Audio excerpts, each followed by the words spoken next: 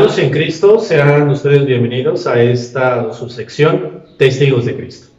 El día de hoy vamos a ver a un santo trascendental en la vida de la iglesia. Me refiero a San Francisco Javier. San Francisco Javier, queridos hermanos, nace en el siglo XVI en España.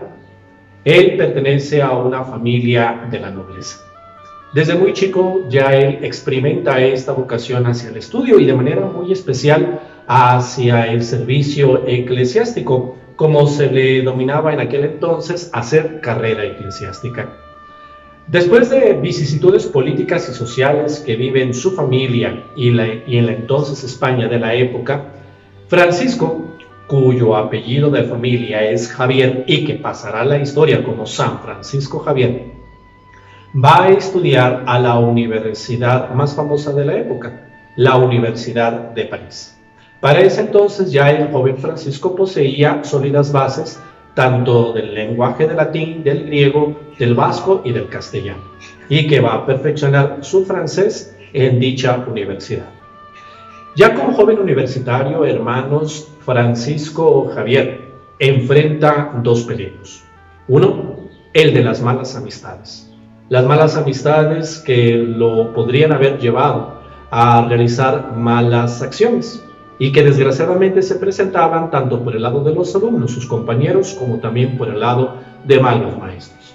Y el segundo peligro era que ya poco a poco en algunos ámbitos universitarios comenzaba a filtrarse la herejía protestante, que en aquellos momentos se le tildaba de humanista, pero que en realidad eran simplemente ideas de los reformadores protestantes que con el paso del tiempo hacían apostatar a los alumnos universitarios. Hermanos, hasta en este momento, en Francisco Javier, aunque era un buen cristiano, sin embargo, él se dejó llevar por la presunción, la vanidad. Él era un buen estudiante, pero desgraciadamente esto le llevaba a experimentar cierto orgullo. Y también él ya comenzaba a que a raíz del perfeccionamiento de sus estudios que estaba teniendo, podía ya alcanzar ciertas prebendas eclesiásticas, o sea, ya comenzaba a tener cierta ambición en algunos aspectos de la vida de la iglesia. Hermanos, mientras tanto, Francisco Javier continúa sus estudios.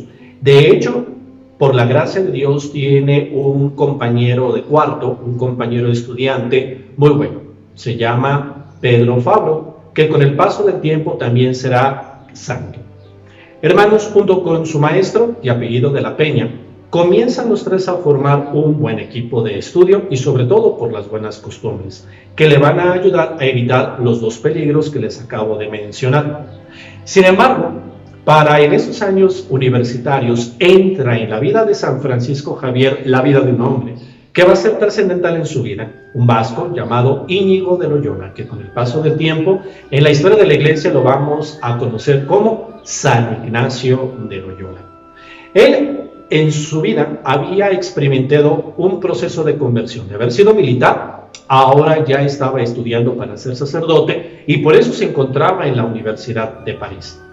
Pero hermanos, ya para ese entonces Ignacio de Loyola en su vida espiritual se había transformado de tal manera que había logrado plasmar a través de algunos escritos esta experiencia y que los ofrecía a diversas personas para el perfeccionamiento de su propia vida espiritual. Me refiero a los ejercicios espirituales. Poco a poco, Ignacio de Loyola va a ir formando un equipo de universitarios jóvenes que con el paso del tiempo van a formar un sólido grupo. Entre ellos, poco a poco Francisco Javier va entrando en esta misma dinámica de la reflexión, del estudio, de la Santa Misa y de la confesión frecuente, hasta el momento en el cual llega la invitación que San Ignacio de Loyola le hace para realizar los ejercicios espirituales. Hermanos, por lo tanto, ¿qué incidió San Ignacio de Loyola? ¿Qué influencia tuvo en San Francisco Javier? Primero, le evitó los dos peligros en la vida universitaria. Segundo, le ayudó a fomentar y a sustentar su vida espiritual en el discernimiento de su vocación gracias a los ejercicios espirituales. Y tercero, le ayuda económicamente, ya que de manera discreta le ayuda a obtener alumnos, ya que San Francisco Javier comenzaba a trabajar siendo maestro y San Ignacio le ayudaba procurándole alumnos y así poder tener un sustento económico. Hermanos, finalmente, gracias a los ejercicios espirituales que San Ignacio le dirige a San Francisco Javier, logra en él, el Espíritu Santo, una gran conversión de vida. Gracias a esta frase que le quedó grabada en el alma y que constantemente San Ignacio de Loyola le recordaba a San Francisco Javier. ¿De qué le sirve al hombre ganar todo el mundo si al final pierde su alma? Esto le llegó al corazón e hizo a un lado todas las ambiciones eclesiásticas que él pensaba realizar y ahora ya se dedica en cuerpo y alma a vivir la vocación que él experimenta, el ser sacerdote, y ahora bajo el carisma que poco a poco ya se va forjando a partir del carisma de San Ignacio de Loyola junto con sus demás compañeros. Es ahí en donde ya tenemos el germen de lo que será la Compañía de Jesús, tradicionalmente conocida como los jesuitas, de las cuales San Francisco Javier forma parte del primer grupo de estos jesuitas, de los jesuitas fundadores. Hermanos, después de una promesa fallida de ir a Tierra Santa debido a las guerras con el Imperio Turco, en Venecia los compañeros de Jesús se juntan con el permiso del Papa Pablo III, son ordenados sacerdotes y después de realizar diversos apostolados, ya en Roma viene otro evento trascendental en la vida de San Francisco Javier. Para ese entonces, mediados del siglo XVI, Portugal había expandido sus redes políticas y comerciales a lo largo de todo el Oriente, lo que conocíamos en aquella época como las Indias Orientales. Si hacemos un ejercicio de memoria y hacemos un ejercicio de un mapa mundi, hay que trazar una línea desde Portugal haciendo una continuidad sobre la costa africana, llegando a la península arábiga, luego a la India, luego el estrecho de las Molucas, actualmente toda esta zona del Indostán, hacia Japón y finalmente en China. Toda esa parte, el imperio portugués se había expandido, fundando ciudades, sobre todo en la costa, para tener contacto comercial con las culturas de la época, y así Portugal se había enriquecido bastante. Por lo tanto, el rey Juan III de Portugal, a través del embajador de dicho país ante la Santa Sede, le pide al Papa Pablo III que le envíe sacerdotes de esta recién nacida Compañía de Jesús para la evangelización de Portugal y sus dominios de ultramar. Es entonces en donde San Francisco Javier es elegido por parte del general San Ignacio de Loyola y él le dice: heme equipado. Y es entonces donde para él inicia esta etapa fundamental en su vida. Ya no solamente el ser universitario, ya no solamente el ser sacerdote jesuita, sino ahora también ya ser misionero y con el carácter de legado apostólico dado por el mismo Papa para todo el Oriente. Ya en 1542 llega desde Portugal a la India. Su viaje por barco dura 2 años, en medio de dificultades y peligros. Pero a partir de ahí, queridos hermanos, comienza a desarrollar una intensa misión evangélica entre las personas que nunca habían oído hablar de Cristo. Desde la India, desde lo que ahora es Vietnam, Malasia, Laos, Camboya, donde lo que ahora es Sri Lanka, y luego pasando por el estrecho de las Molucas, toda esa parte de Malasia.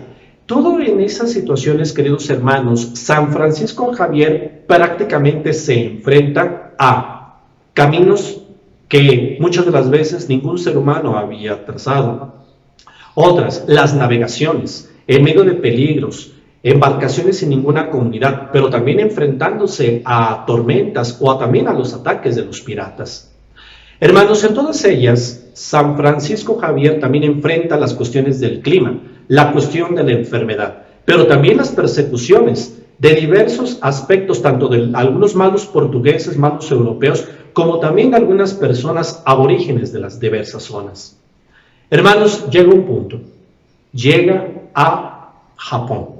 En Japón, él se encuentra con personas letradas, educadas, Según consta en sus informes, en sus escritos, los japoneses ya poseían una cultura en la cual la mayoría de las personas, al menos con las que él trató, sabían leer y escribir. Por lo tanto, en su inteligencia estaban abiertos a la apertura de la fe cristiana. Es entonces en donde ahí comienza una evangelización profunda, fomentada en la inteligencia en el pueblo japonés. Pero al mismo tiempo, en el Japón, él llega a tener noticias de otro gran imperio, de otro gran reino, en donde, de acuerdo con los japoneses, reside en ese pueblo la fuente de la sabiduría y la fuente del dominio. Ellos se referían al imperio chino. Pero en aquel entonces el imperio chino se encontraba cerrado al contacto con los extranjeros, pero eso no fue limitante para San Francisco Javier, sino que él, valiente, desde Japón regresa hasta la India, pone en orden las cuestiones del gobierno de la Compañía de Jesús en la India y en las demás provincias de esta misma orden religiosa que fue fundando en todo el Oriente. Comienza a organizar a sus jesuitas y a otros sacerdotes que estaban llegando desde Europa para apoyar la obra de la evangelización. Pone todo en orden y ahora sí, él se embarca ya para la misión de evangelizar China. Hermanos, ya nos encontramos en noviembre de 1552. Él, de acuerdo a un plan trazado, lo va acompañando un traductor japonés que sabía chino y también un criado, en este caso de origen malayo. Iban a esperar en una isla, Sanshan, prácticamente enfrente de las costas chinas. Estaban esperando a una persona, hoy le podríamos llamar un traficante, para hacerlo pasar de manera clandestina a las costas chinas y así él poder empezar la obra de la evangelización. Sin embargo, el traficante no llega. Comienza ya a ser un gran frío en aquella zona. Finales del mes de noviembre, San Francisco Javier cae enfermo. Comienza a tener delirios, altas fiebres. Prácticamente así llega su agonía y llegando el 3 de diciembre de 1552, 10 años después de haber llegado a la India, San Francisco Javier muere, solo, abandonado, en medio de una isla enfrente de las costas chinas. Aparentemente, hermanos, podemos hablar de un fracaso, pero en realidad San Francisco Javier tiene el gran honor de haber sembrado la semilla del cristianismo prácticamente en la mayor parte del Oriente conocido de aquella época. En 1622 es canonizado por el Papa Gregorio XV y en 1927 es nombrado, junto con Santa Teresita de Jesús, patrono de todas las misiones. Hermanos, ¿cuál fue el secreto de San Francisco Javier para poder haber perseverado en esta obra titánica de la evangelización y más en aquella época? Primero, su amor a la Eucaristía. Se dice que celebraba la Santa Misa con mucho amor y con mucha devoción. Segundo, su amor a la Santísima Virgen María. Se dice que siempre tenía colgado en su cuello un Santo Rosario. Diario rezaba el Santo Rosario. Le tenía un gran amor a nuestra Santísima Madre. Tercero, un gran amor a la Compañía de Jesús. Quería mucho a San Ignacio de Loyola y exigía de sí mismo mucho a sus jesuitas, precisamente para forjarlos en el carácter fuerte que se necesitaba para enfrentar una evangelización que exigía mucho de la persona, de su inteligencia y de su salud. Hermanos en Cristo, ¿qué podemos aprender? Primero, el ímpetu con el cual él, con la ayuda y la gracia de Dios nuestro Señor, va a la evangelización. Segundo, aprendemos el sustento de la vida espiritual de la persona, la Eucaristía, la devoción mariana y el amor y obediencia al Santo Padre. El tercero, también nosotros aprendemos de San Francisco Javier la necesidad urgente de la evangelización. Por ejemplo, cada uno de ustedes en el lugar en donde Dios nuestro Señor la haya puesto, en el matrimonio, en la familia, en el trabajo, en el sacerdocio, en el ámbito político, económico, empresarial, en cualquier lugar en donde Dios nuestro Señor a ti como cristiano te haya puesto, es ahí en donde Dios te pide que evangelices, que transmitas la alegría del Evangelio, sobre todo a partir de tu testimonio coherente de vida cristiana. Pidámosle al Señor, por intercesión de San Francisco Javier, que renueve nuestra fe, la fortaleza y nos convierta a cada uno de nosotros en fieles discípulos, testigos de Cristo.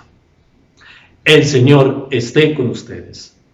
La bendición de Dios Todopoderoso, Padre, Hijo y Espíritu Santo, descienda sobre ustedes y permanezca para siempre. Amén. Muchas gracias y que Dios les bendiga.